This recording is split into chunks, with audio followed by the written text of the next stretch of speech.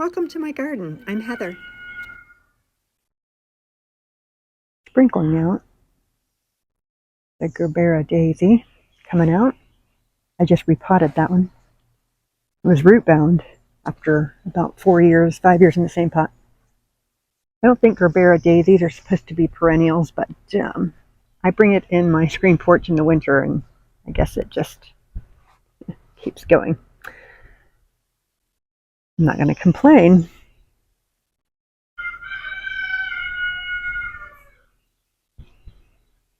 I need a deadhead.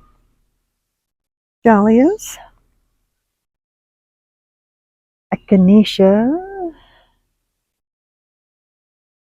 I don't know why my flower petals are always weird shaped on my echinacea. It looks like something eats them. But I never see anything other than bees on here, so I don't know what is eating them. It's very strange. Oh, there's a little butterfly flying around my head. I don't think I got him on the camera. There's a little tiny yellow butterfly. Oh, he's way out there now. Yeah, I don't know if you can see him fluttering around out there in the grass. So cute. He was just around my head.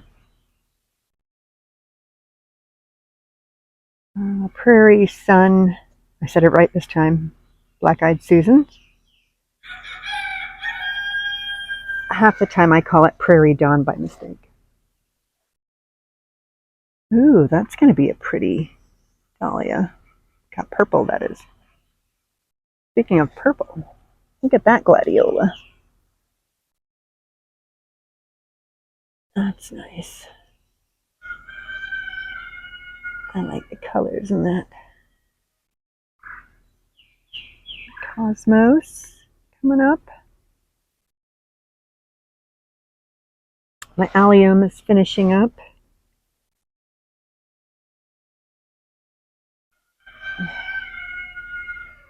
All of these fell over. They got so heavy they fell over. They're all finishing up for the season. More dahlias come in.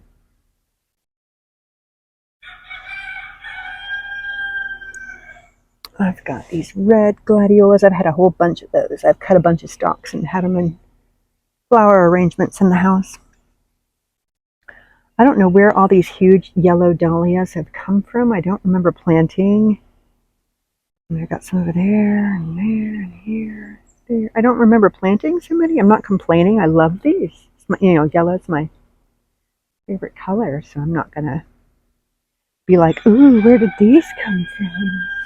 I don't like them. There's another beautiful gladiola spike.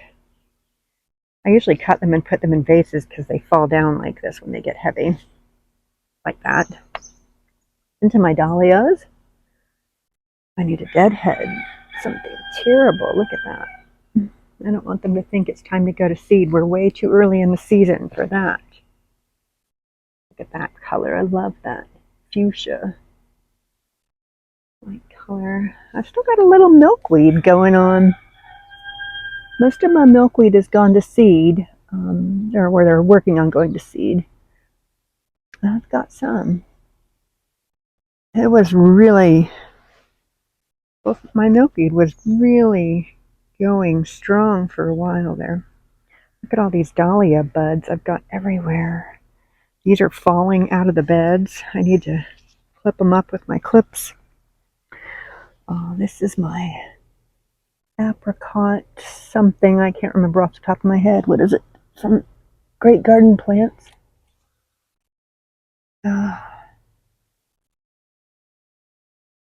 Arizona apricot blanket flower. Get it back in the soil there. It's really pretty. I need to deadhead that one too. I don't know what it is. This coneflower looks always brutal. And then this one over here this is new, and it had flower buds on it, and something like chewed the flower buds off the end, and it just died before they even opened. I've got all kinds of zinnias popping up here. I'm very excited. These are partial shade, so it takes them a long time to open. You have to be patient. Sometimes in my garden, you have to be patient. People are like, why would you plant them where it's shady? It's like, well, you know, in the spring when I put seeds there, it wasn't shady. You know, look at these coneflowers. Extraordinary. Got yellow and red in there. It's almost got a pinky hue to it as well. I've got my sick bay chickens over here. That's Wanda. She's almost 10, black astrolorp, and the Isa Brown is Anna. Anna's having a hard time walking, so she's just now getting up on her feet and standing up after a couple weeks of not being able to do so. I triage them out here during the day, let them have grass, and I move the little thing around in the yard and let them get outside.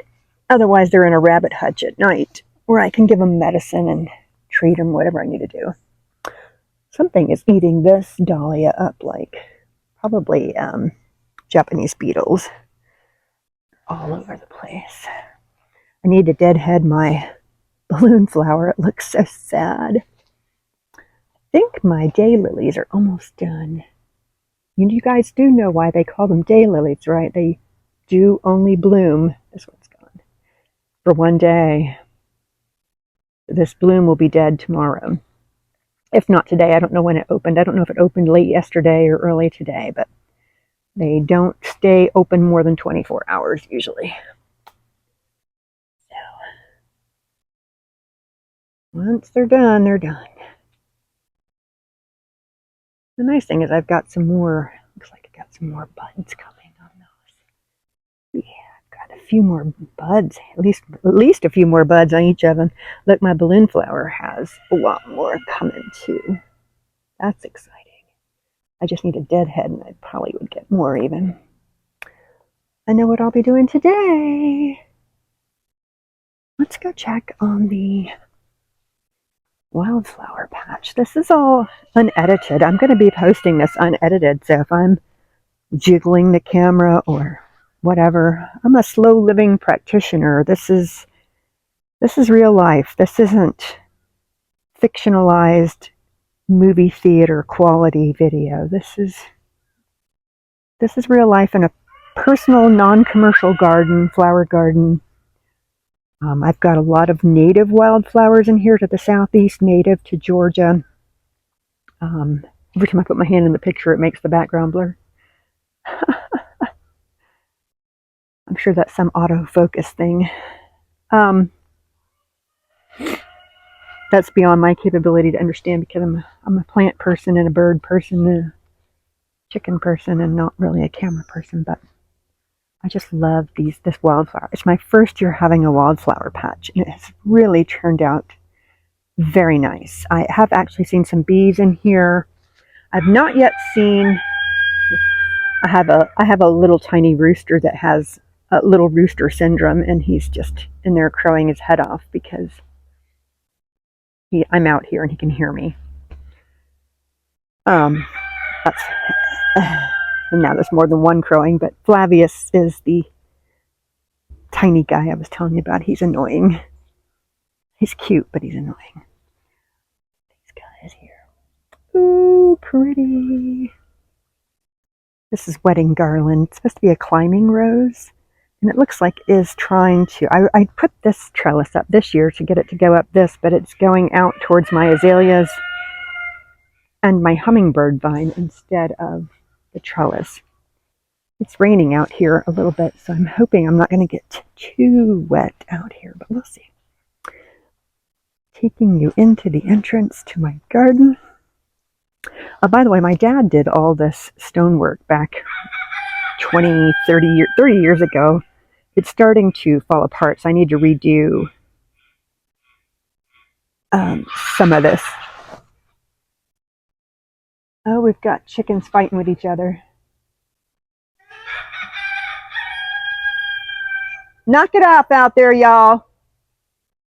Knock it off.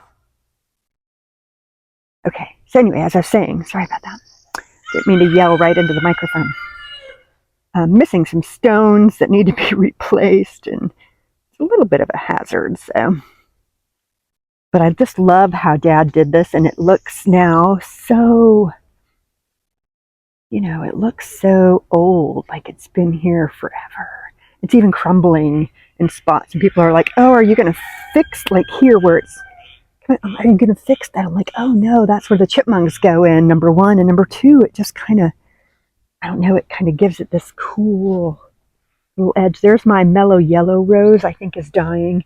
I thought it was dying last year, but it came back, and I thought it was dying now. And look at this little guy just sprung up from the ground from the roots. I don't know what I'm going to do with mellow yellow. I can't transplant right now. We're getting ready to get in the heat of summer. It would be, cool to dig it up and transplant it right now. But I think this fall, if it's still alive, I'm going to dig it up and kind of baby it and triage in a pot for a while. And then I'll replant it and see kind of what happens. My fig tree. So anybody who tells you that they don't kill their roses and they have a rose garden, that they've never killed a rose, that's a frog out there. That's a frog out by the house. Anybody who tells you that they're a rose gardener and they've never killed a rose, please don't take any advice from them whatsoever, because they haven't learned any lessons. Roses die too. They get old and die just like us. So even if you take the best care of them and you're not dealing with, like I deal with in Georgia, black spot constantly in between the Japanese beetles and black spot are the two biggest things I've got here in the Atlanta metro area. Charles Darwin did something funky just now that it's never done before. So I trimmed it all back, and I do this a lot, and you're probably not supposed to, but when my roses really start to fail and look awful, they've got something disease-wise or weird going on, black spot, I don't care what time of year it is, I'll trim them all back. And these are not, these are not these are not grafted roses. These are own root roses. I try to buy only own root roses, so you can literally cut them down to the stem, and if the root's healthy, it'll come back. Look at that. I love Crown Princess Margarita. It's one of my favorites. Lady of Shalott is done right now. She just had a huge flush. She was all full of flowers and leaves, and I just deadheaded her, and she's all sad looking again. Same thing with this Crown Princess Margarita. I cut her back because she had some black spot on those two stems that are probably going to die.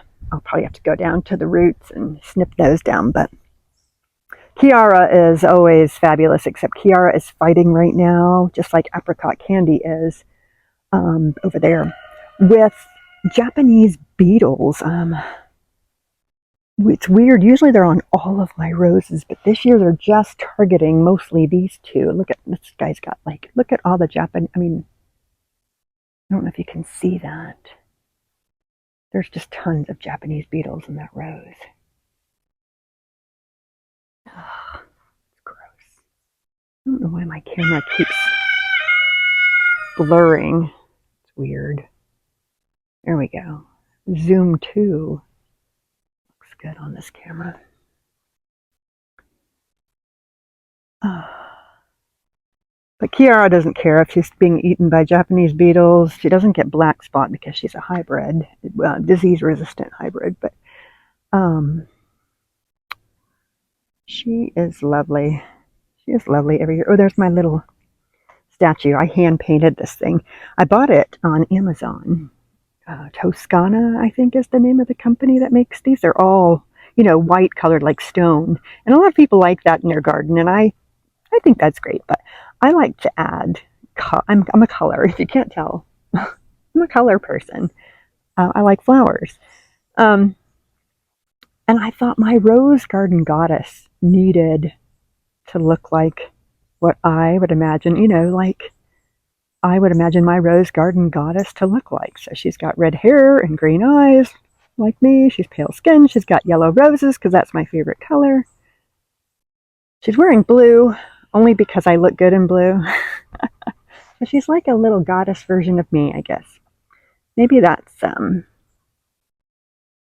little egotistic, but there she is, my alter ego, the rose garden goddess. I need to repaint the pedestal because I don't think the lawnmower's hitting it when my husband mows. I just think there's stuff brushing up against it when the mowing happens, like debris and stuff. So, oh, look, a little morning glory is. Good morning, Glory. Can you see that? That is so blurry. I don't know why everything's being so blurry. Okay. Apricot candy is beautiful, except she's being eaten by Japanese beetles as well. Look at that. Isn't that beautiful? Oh, look at that little bug. What is that? Looks like a little spider. Some kind, or I don't even know what that is. Green. It's cool. Okay, look at this bud. Oh my God, that is gorgeous. But then you have these guys over here. Oh, not only are they, I need to get my little soap dish out here to drop them in, but they're mating, so they're looking to make more. I have milky spores in my rose, all in the rose garden. I put them there for the last 5 years in the ground 3 to 4 times a year because my climate lets me do that. But so I'm pretty sure they're not hatching here in my roses at the bottom, but Japanese beetles can come out from the ground for miles, I think up to 5 miles away, and come to your rose garden. So I can't do milky spores across 5 miles because I don't own 5 miles worth of property. So that's Windermere we're looking at right now. Windermere is lovely. Her flowers don't last long either. They'll be like a day or two before they fall apart. But I just love how delicate Crow. Hello, Crow. They're so delicate and paper thin. So pretty. It's really just lovely. Some of them get bigger than this too. We've had some strange weather, so my roses are suffering with that as well. And we're getting ready we're jumping into the 90s at the end of this week. Oh, it's going to be grueling for these roses between the Japanese beetles and the heat. I need to get my irrigation system set up here. I can't afford an in-ground irrigation, so this one's just like a drip line that goes in the grass, but every time my husband mows, I've got to pick up all the hose, and he just mowed a couple days ago. I know it probably doesn't look like it anymore, but he did. And now I've got to go back and put it back down and hook it back up, and a lot of work having a rose garden, just so you know. This is Tea Clipper. Tea Clipper had a big full flush not long ago, and now she's kind of, I think this is one new one, and then she's got some new growth where she'll probably have some more buds coming up. This is the first year she's not been like a foot tall because the deer were eating her. I've planted some lavender here. I've got some spearmint here, and I've got some chives here, and I think all of that, because the deer would come up from the woods back here. So I think all of that is kind of, they don't like the smells of the lavender and the chives and the spearmint, so it's kind of keeping them away from me, thank God. This is, if you're wondering what this is that we're looking at, this huge monstrosity. It's not a monstrosity, I love it. It's an oak leaf hydrangea. This is Ruby Slipper. So you see how some of the flowers are white? They start out white, and as the flowers age, they turn into this ruby color. Thank you, Crow, thank you. And because of the shape, it's like a slipper, so it's called Ruby Slipper. And then the leaves, of course, are huge, and they are oak leaf hydrangeas because they're shaped like an oak leaf. I love oak trees, so I thought that would be great. Look, I'm still getting new flowers, too, on her. They'll continually go until the fall. It's really, these red flowers are really beautiful. I just love it. It makes me so happy. She is doing so well this year. I should have given her more room between that and my bridal spirea. I might have to move my spirea, my bridal spirea. Might have to move her because I think these two are going to end up competing with each other for space. Now, they bloom at different times. Like the spirea already had her bloom early in the spring, and she's just now, as you can see, all the flowers have gone to seed. They're kind of done. But she'll get some growth. She'll have, I'm surprised I don't see any right now, but probably in the fall I'll see some more new growth. And then again in the spring she'll grow more green. I got spearmint here. Sweet peas are ending down here. They look dismal. Don't pay any attention to the sweet peas. I don't have anything really, well, this is blooming and I forget what this was. Oh, is this the Baptisia that I planted? No. I don't remember what this is. I'm going to have to go look up in my chart. I know it's yellow. I picked yellow. I always pick yellow. I planted some sunflowers here from Sunflower Steve. And just as a caveat, nothing against his seeds because the man has some beautiful, beautiful seeds and he knows what he's doing and they germinate wonderfully. So if you're looking for sunflower seeds, Sunflower Steve is a great person to look up and buy seeds from. I have a hard time with sunflowers for some reason. They don't grow here. Once they germinate, they just, like I have this one's here, it keeps falling over and it's just really struggling. And this one looks really sad. I mean, I'm getting a flower, but it looks really sad. And even like where my mom feeds the birds in the front of the house and she puts sunflower seeds down, they will germinate and grow if they don't get eaten. And when they get to the height, you know, the same stuff happens to them here. I just don't think our environment is conducive to sunflowers, sadly enough, because I really wanted to grow some sunflowers. But I don't know if it's our soil. I mean, this is the other place where mom grows them in the front of the house is completely different soil than here, my raised bed. This is controlled soil, and I test it, you know, pH, you know, I don't know. These are canna lilies that I planted here originally, and I've moved all the canna lilies to the other side of the house, but I couldn't dig these up. The tubers got so deep and so big, and the ground is so hard that without damaging them, I couldn't dig them up, so I left them here. Bless their hearts. They get as big as trees. They will usually flower, not always. Sometimes, like, the biggest one won't flower, but this one will probably flower. They get huge out here. I'm getting bit up by mosquitoes, so I'm probably going to end soon. Okay, this is my butterfly bush. I just want to tell you all about this before I go today. My butterfly bush is, let's see, my son is 25 years old, so the butterfly bush is probably 21 years old. I think I got it when he was 4. Oops, my finger's in the way, sorry. It was planted up closer by the house where I showed you with the chickens, where we were at with the chickens and the sick chickens. My father, I think, ran it over with the lawnmower, the riding mower, and didn't want to admit to it. Back in those days, my father and my husband were both mowing the lawn, you know, in tandem, because we have about 3 acres that have to be mowed around the house and up and down our half-a-mile long driveway. So they were doing it in tandem at the time before my father got too old to do it. And then, of course, now he's passed away. But he wouldn't admit to having done it, but I think my father ran it over. And I managed to save a couple cuttings from it that were still green, and I rooted them. And I lost them all except for this one. And I planted this one down here when I knew I was going to make this my rose garden. And it didn't do well here for a very long time. And then the last few years, it would get, you know, just as high as the arm on that swing right there and no higher. But it would flower and it would be beautiful. Well, this year I started giving it the same fertilizer that I give my roses.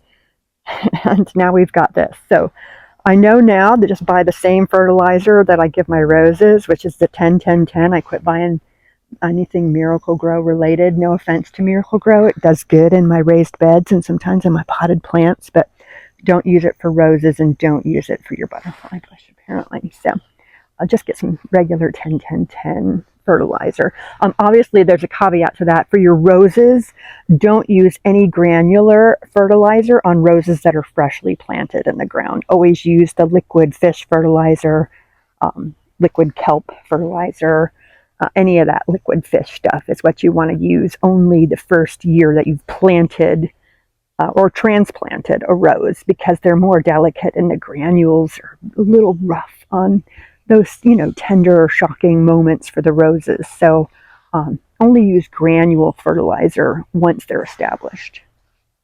But anyway, look at these. I just love these tall, tall spikes. I mean, look at my hand in there. That's how big that is. That is fabulous. This one over here is just finishing up. I'll have to deadhead it soon. I try to leave it on a little while so the pollinating insects can enjoy it, and we've got a bunch of new ones coming up, so that's super exciting. I'll just keep fertilizing it every month like I'm doing my roses. So anyway, that's your little tour for today. Sorry for all the interruptions. I hope that you enjoyed it, and I'm going to try to do these talking walk-through check-ins in my gardens more often instead of just the silent ones. I feel like some of you have a hard time keeping focus. You're not rooted in the present moment yet. You're not ready for slow living. You need a conversation. And you want to know what you're looking at too, I think, sometimes. So you get bored if you don't know what you're looking at. I love these little palm dahlias. They're so gorgeous. I need to deadhead this one. This one's bent. Well, anyway, I wish you all a very beautiful and magical day, and thank you so much for joining me today in the gardens. Stay rooted, grow freely.